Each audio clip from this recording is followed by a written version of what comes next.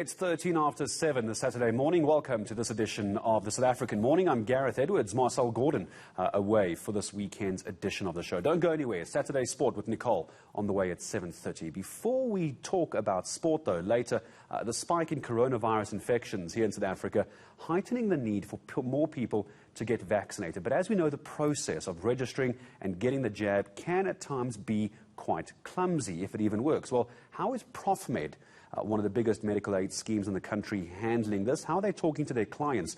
Well, it's a pleasure to welcome CEO Craig Comrie onto the show, onto eNCA, to talk about this. Craig, hello to you. Before we talk about how Profmed and how your team is speaking to those who currently can get the jab, just your thoughts on the vaccine rollout. Would you have been able to cope with all the vaccinations if they all landed at the same time, or are you happier with the slightly slower rollout? No, we really are not happy with a slow rollout. The more time it takes to get the vaccines in the arms of people, the more lives we lose. And so we thinking that the vaccine rollout program is probably 3 or 4 months behind where it should be. And so that has resulted in probably 9,000 more deaths than we should have had. So it really is essential that we speed up the program and that we get the supply of the vaccines that we deserve. Let's talk about the over 60-year-olds, if we can. I'm going to call them the more experienced members of our audience. A lot of vaccine hesitancy, a lot of vaccine technology issues. How difficult is it to try and communicate as your organization with those who are more experienced?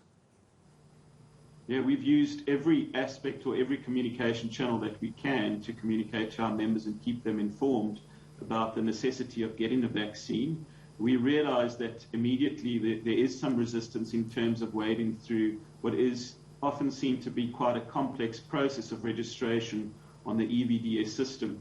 And so we put together a call center team which on an outbound basis will phone members, make sure that they are registered, help them if they need to be registered, and then try and make sure that they get the vaccine appointment as soon as possible.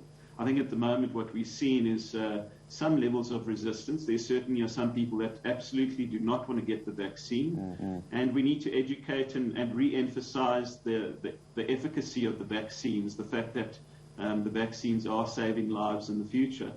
There's another group of people and a small group of very old people that are just unable to get to the vaccine clinics and access those vaccines as well. So after registration, we're working with some providers just to make sure we get a nurse and a vaccine to their home so that they can also have that choice. So you've actually got nurses and experts going to people's houses who can't get there. Remembering, of course, the slightly older population might not have children or family around that can assist them. So that's actually a wonderful idea. It leads me on to my next question.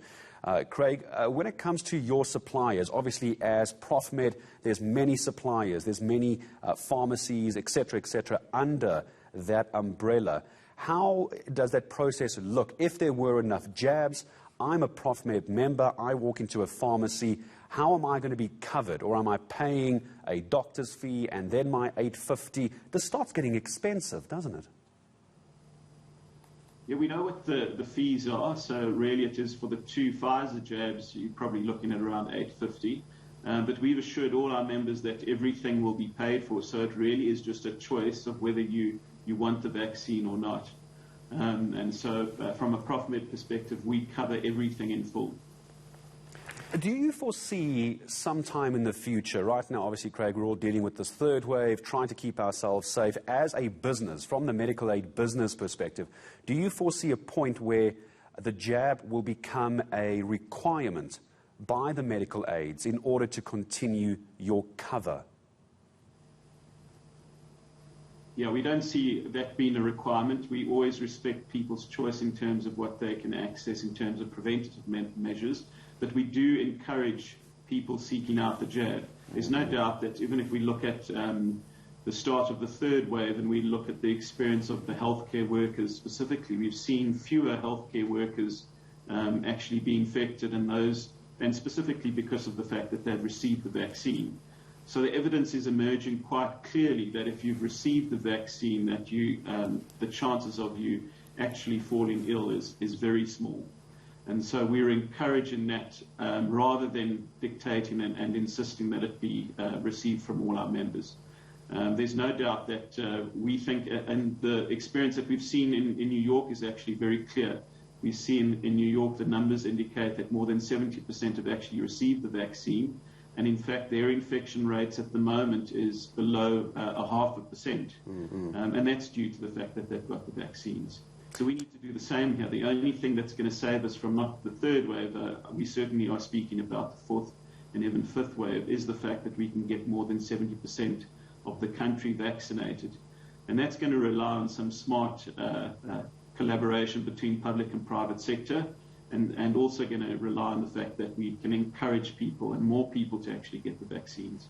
Craig, final question to you. A brief answer, if I may, with all due respect on this. You mentioned that we're 3 to 4 months behind on the vaccine rollout. Hindsight, always wonderful, crystal clear vision in hindsight 2020. How should this have been done different, do you think? And what can government do today? Because obviously government is watching you and I talk right now. What do you tell them? How do we fix this? Yeah, the fact of the matter is I think we've had a very loosely set up plan from the start, and the centrally governed procurement process is probably where things started to fall over. We should have learned from putting all our eggs in one basket and asking AstraZeneca to provide us with vaccines. I think that was the initial problem. We should have been doing what many of the other countries have done and looked broadly about other vaccines which we could bring in quicker. So the J&J halt, and hopefully we're going to catch up on the 2 million doses of J&J in the next few weeks. But those are all problems because we concentrated our focus on one vaccine or one vaccine provider. We needed to look broadly. At the moment, there are almost 17 vaccines available in the market. And yes, each one needs to be assessed and reviewed. But the supply is the problem that we faced, and we've been too slow to respond and find replacements in terms of catching up the 3 months that we lag in. Craig, I appreciate your time in speaking to us as well, making life easier, it seems, as well for those over 60. But quite right, 3-4 months behind on the vaccine rollout. That is the CEO of Profmed.